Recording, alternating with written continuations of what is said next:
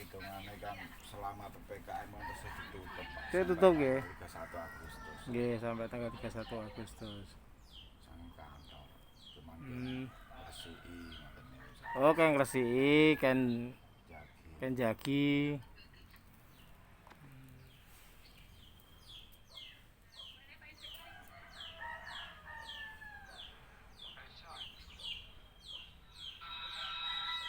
Wong rapat kok. Hmm. Iki rapat semrawut ngene.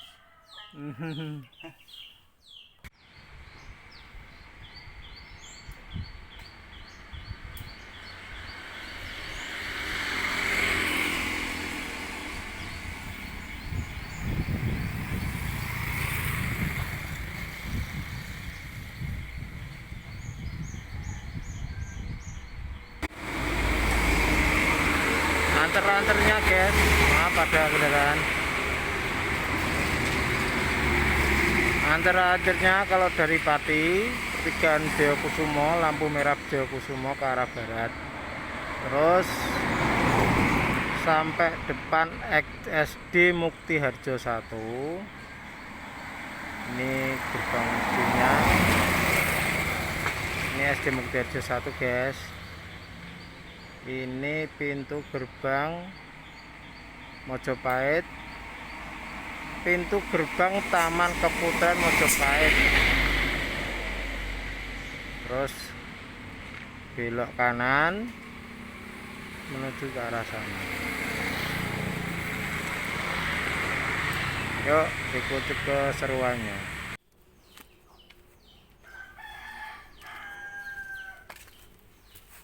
Pak nyusul nderek rekam nggih.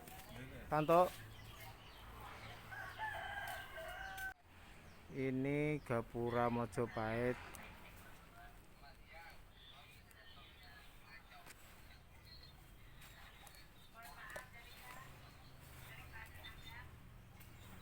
Sekarang sudah dipasangi etalase. Dulu belum ada etalasenya guys. Ini nggak tahu direhab tahun kapan, saya nggak ngikuti.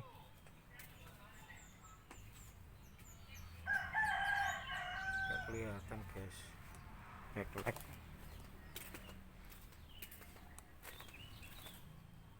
Karena pantulan kacanya ini.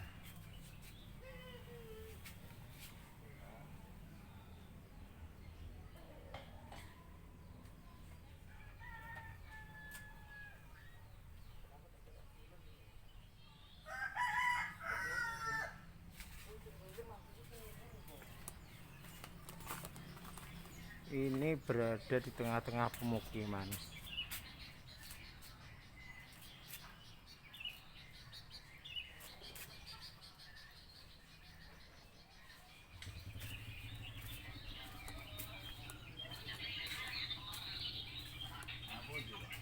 Film?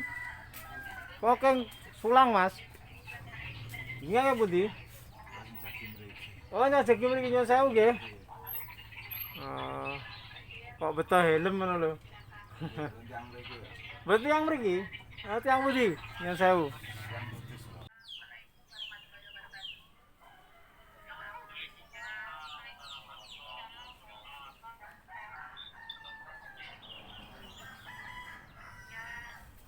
Ini merupakan kayu-kayu sirap dari pintu gerbang Mojopahit itu. Dulu memang ada sirapnya. Waktu saya kecil saya sudah pernah ke sini. Ini sirapnya. Jadi pintu gerbang ini bukan pintu gerbang utama Kerajaan Mojopahit, tapi pintu Kaputren. Judulnya tadi kan di sana, di jalan sana, jalan masuk pintu Kaputren Kerajaan Mojopahit. Ini sirapnya. Ini sirap yang dibawa Kebo Anyabrang, putra dari Sunan Muria. Ini dulu ada sirapnya. Dan ini kayunya juga kayu tua, guys. Kayu jati asli. Tidak kayu jati emas yang 25 tahun tebang, 15 tahun tebang itu. Ini emang dijadikan apa, seperti simpan, memang simpan di sini.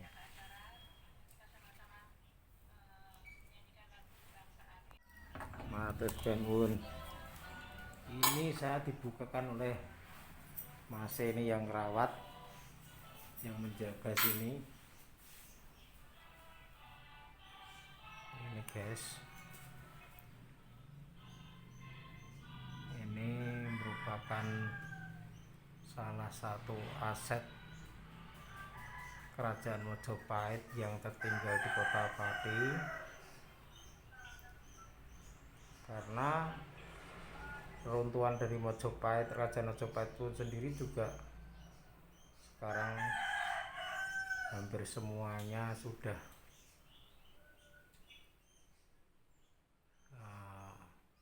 sedikit lah yang tersimpan. Ini merupakan bentuk kaputren.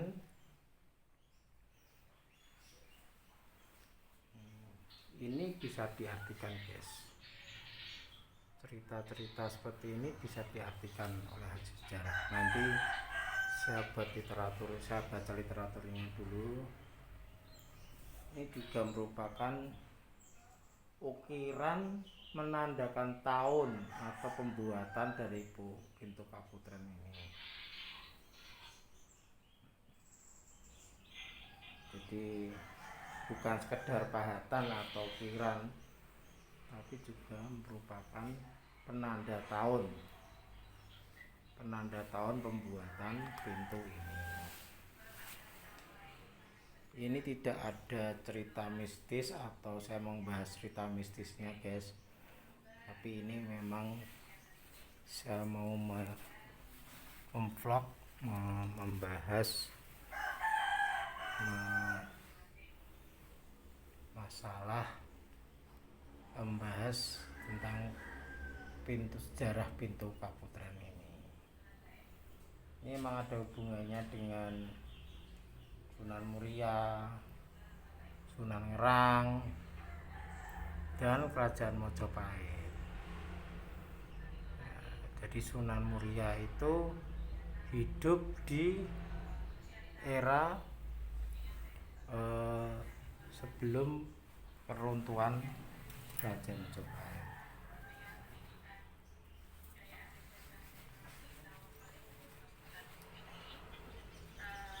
Guys, tetap protokol kesehatan, saya pakai masker ya, saya tetap pakai masker.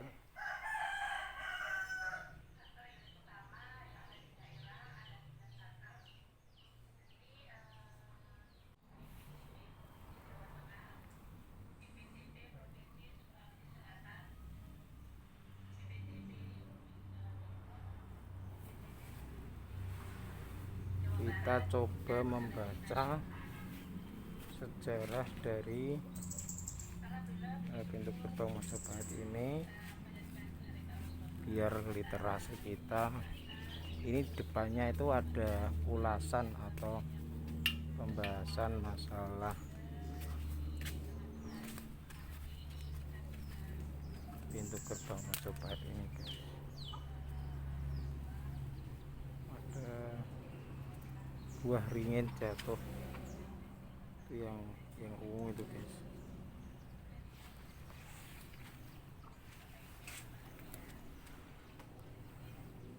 Jadi cerita dari pintu gerbang Mojopahit ini merupakan kisah dari Raden Bambang Kebo Nyabrang.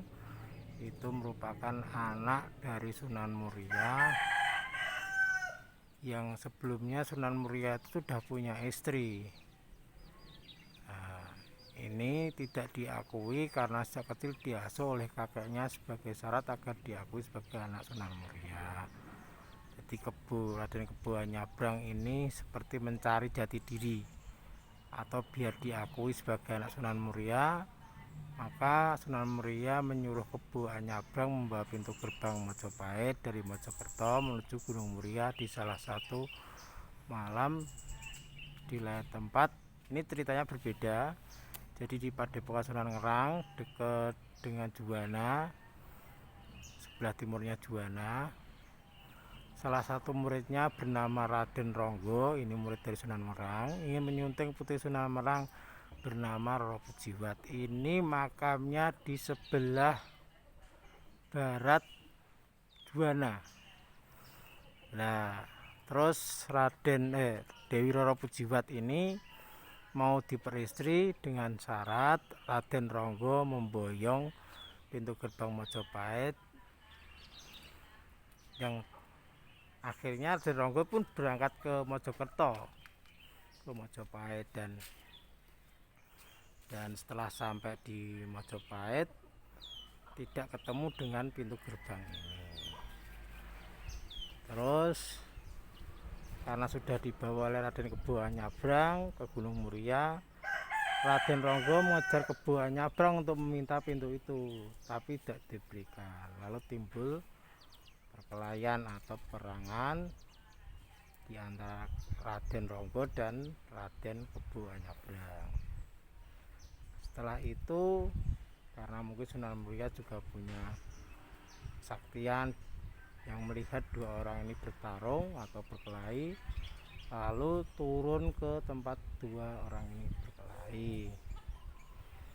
Nah, karena Raden Kebo Anyabrang ini sudah berat dan capek-capek membawa pintu gerbang ini, nah, itu ilustrasi tutur dari orang-orang Jawa dulu, orang-orang kuno, orang sepuh dulu, juga katanya dibantu oleh beberapa jin. Nah, itu katanya Sunan Muria. Terus Sunan Muria tadi ngomong kepada keduanya, wis podo leren sakloron podo bandelo.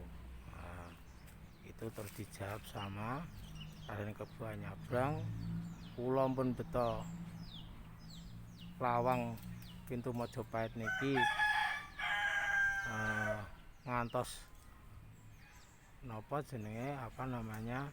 pripate mendulu dan mele-mele. Nah, makanya itu disebut sebagai desa Rondule dari kata-kata mendulu dan mele-mele.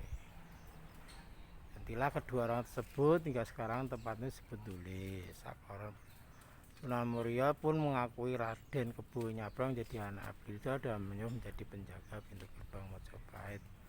Ada juga tutur yang mengatakan bahwa Raden Kebo Anyabrang dibunuh oleh Raden Ronggo dengan dipukul ganjel lawang atau palang pintu.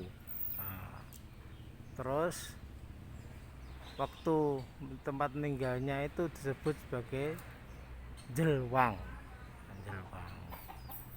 Desa disebut sebagai salah satu desa di Jelwang, namanya Jelwang. Nah, ini ada beringin tua di sini.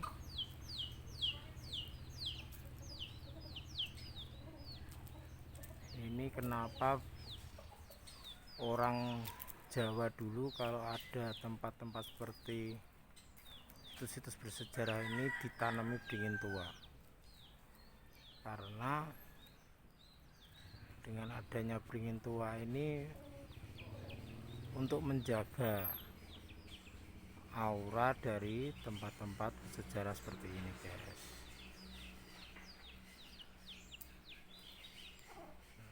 Dewi Roro Pujiwat yang berada di sebelah barat kota Juwana.